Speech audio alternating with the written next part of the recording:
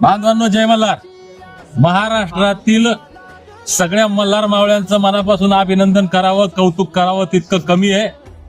16 तारखेपासून महाराष्ट्र सरकारनं पोलिसांच्या खांद्यावर बंदूक ठेवून मल्हार मावळ्यांवर दबाव धाक निर्माण करण्याचा प्रयत्न केला. या सगळ्या दबाव तंत्राला न घाबरता न जुमानता मल्हार मावळे आमचे मुंबईत धडकले.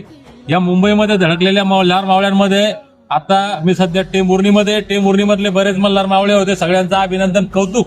विशेष कौतुक आमचा पवन पाचे की जो पोलीस स्टेशन मध्ये भाषण देत होता. हे आमचे मल्हार मावळे जे गावात घरात गल्लीत इथं बोलण्याला घाबरत होते, हे मल्हार मावळे पोलिसांच्या समोर जाऊन भाषण देत होते. मला असं वाटतं की ही जागृती, ही ताकद मल्हार मावळ्यांची आमच्या लेकरा बाळांचं कल्याण होईपर्यंत, एसटीची आरक्षणाची अंमलबजावणी होईपर्यंत थांबणार नाही. कारण हे असे मल्हार मावळे आता सज्ज झालेत. मला असं वाटतं आता दीपक बोर्डेची गरज नाही मुंबईत जायची.